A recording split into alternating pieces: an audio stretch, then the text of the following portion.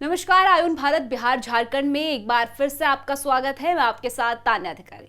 बात करेंगे बिहार की राजनीति की, क्योंकि बिहार में साल के आखिर तक चुनाव होने वाले हैं। ऐसे में जो राजनीतिक दल हैं वो लगातार इसकी तैयारियों में जुट चुके हैं।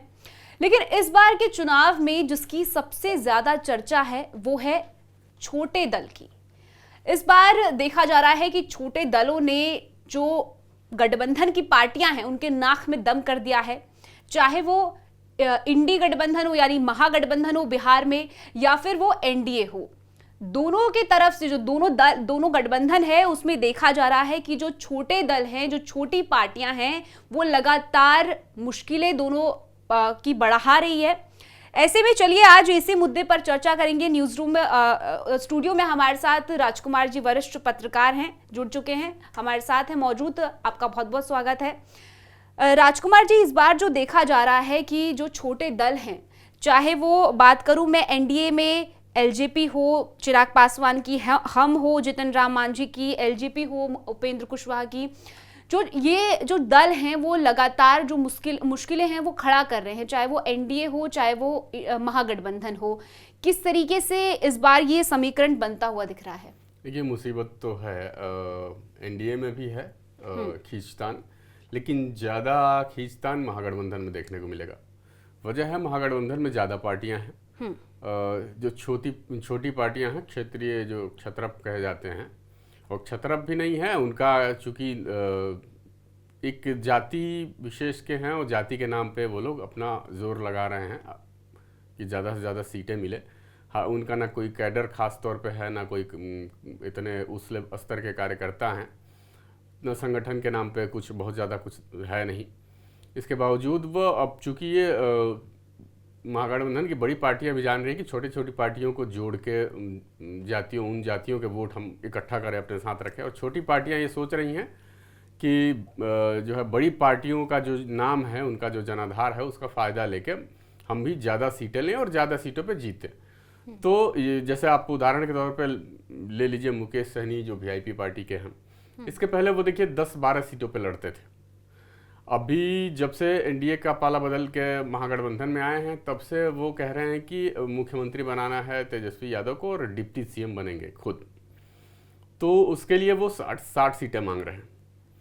तो ये 60 सीटें मांगने का अब उनका क्या आधार है, ये तो वही जाने। दूसरी तरफ लेफ्ट पार्टियां, माले भी, उनका भी संगठन एक तरह से ख़त्म हो चुका है। लेफ्ट में 3 पार्टियां हैं, सीपीआई, माले, सीपीआई और सीपीएम। तो ये तीनों पार्टियां मिलकर 45 सीटें मांग रही हैं। तो ये ऐसे में चुनौती तो है, जबकि अभी पशुपति पारस एलजेपी के अपना अलग हैं। दूसरी तरफ ये भी कहा जा रहा है कि हैदराबाद के जो एसी साहब हैं, उनकी पार्टी AIAMIM है, वो भी गठबंधन में शामिल हो सकती है। हालांकि अभी पिछली बार जो बैठक हुई थी पटना में महागठबंधन की, उसमें वो शामिल नहीं हुए थे। और एक और पार्टी है झारखंड की, JMM, हेमंत सोरेन जो मुख्यमंत्री हैं उनकी पार्टी, वो नाराज़ बताई जा रही है। नाराज़ इसलिए कि ये जब महागठबंधन की बैठक हुई थी तो उसमें उनको बुलाया नहीं गया था। बुलाया इसलिए नहीं गया था कि वो 15 से 16 सीटें मांग रहे हैं। वो झारखंड से लगती बिहार के सीमा के जो इलाके हैं, डिस्ट्रिक्ट हैं, जहाँ JMM का कुछ प्रभाव है। तो ऐसे में अब माना जा रहा है कि खींचतान तो होगी।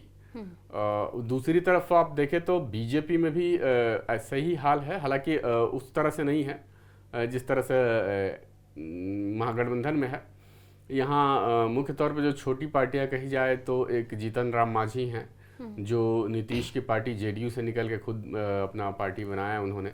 और दूसरे हैं चिराग पासवान।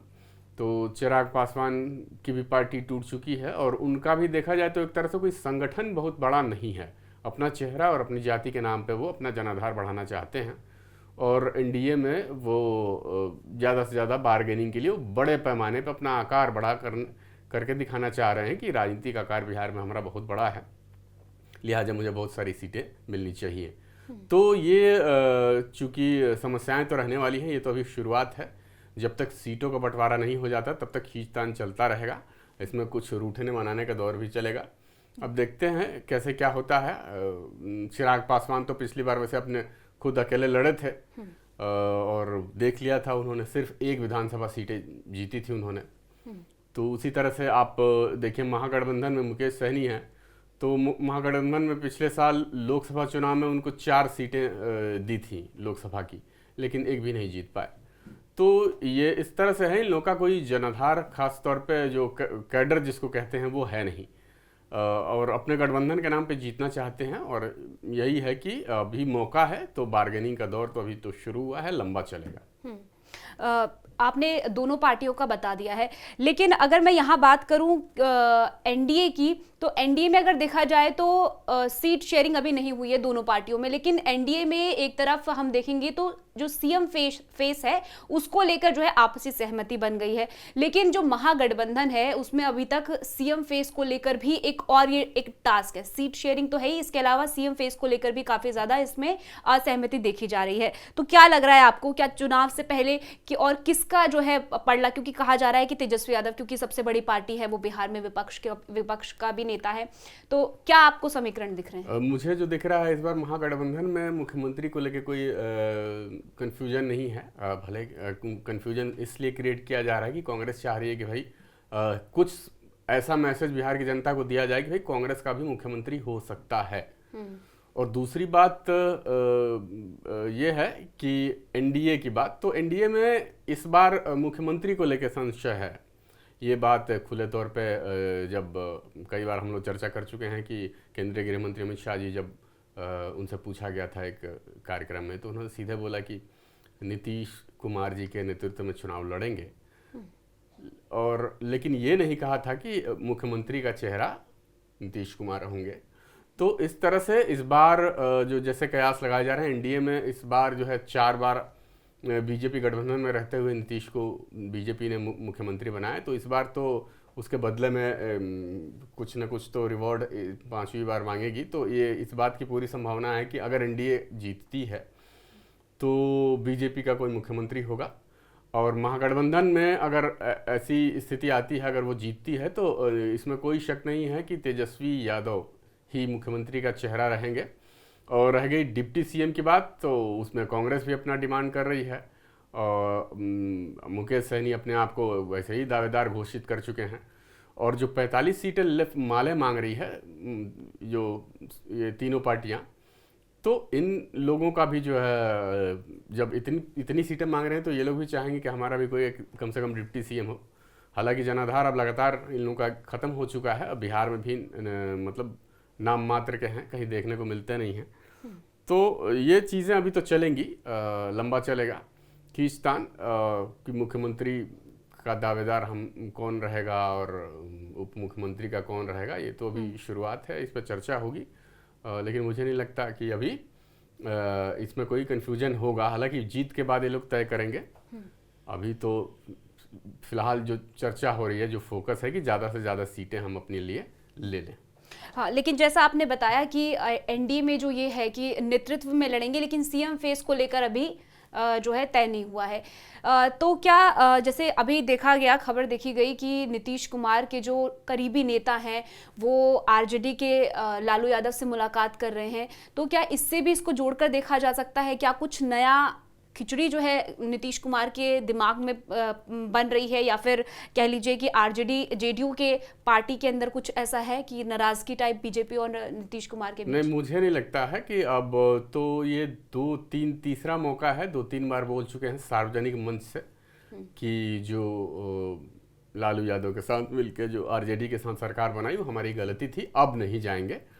तो संकेत स्पष्ट है, साफ है। मुझे लगता है कोई ना कोई कॉमन मिनिमम प्रोग्राम बना होगा, कोई बीजेपी और जेडीयू के बीच भीतर ही अपनी जो समझ बनी होगी, जिसके आधार पे अब तो संभव नहीं लगता कि नीतीश कुमार पाला बदल लें। हालांकि राजनीति में कुछ भी कहना असंभव है, असंभव संभव हो जाता है कब, ये कोई कह नहीं सकता।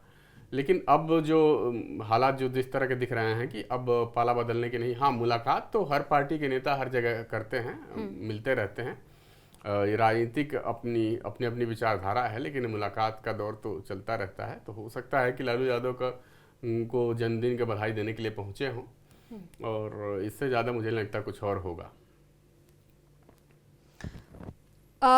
क्योंकि चुनाव है तो जो पार्टियां हैं, अभी लालू यादव जी का जन्मदिन भी था, तो उस पर ऐसे में जो नीतीश कुमार के करीबी नेता है वो मिलने गए, तो चर्चा शुरू होने लग गई कि भाई क्या कुछ नया खेला तो नहीं होने वाला है, क्या नीतीश कुमार फिर से पाला तो नहीं बदलने वाले हैं। तमाम अटकलें चल रही हैं। इस बीच जो छोटे दल हैं वो लगातार जोर आजमाइश कर रहे हैं कि उनको सबसे ज्यादा सीट मिले। सीटों का बंटवारा जो है वो तय होना भी बाकी है दोनों गठबंधन के बीच में। चुनाव नजदीक है, देखना होगा कि क्या कुछ और बदलाव देखने को मिलता है दोनों गठबंधनों के बीच, क्योंकि इस बार का जो मुकाबला है वो मुख्य तौर पर एनडीए और इंडी महागठबंधन के बीच देखने को मिलने वाला है। अभी तक तो यही कयास लगाए जा रहे हैं। फिलहाल देखना होगा कि और क्या कुछ समीकरण, क्या कुछ नए मोड़ जो है वो बिहार राजनीति में देखने को मिलते हैं। फिलहाल ये चर्चा हम यहीं पर समाप्त करते हैं। राजकुमार जी, आपका बहुत बहुत शुक्रिया हमारे साथ जुड़ने के लिए। आपकी इस पूरे मुद्दे को लेकर, बिहार चुनाव को लेकर क्या कुछ राय है, कमेंट सेक्शन में हमें जरूर बताइएगा। कल फिर मिलेंगे एक नए मुद्दे के साथ। तब तक के लिए आप जुड़े रहिए आयुन भारत बिहार झारखंड के साथ।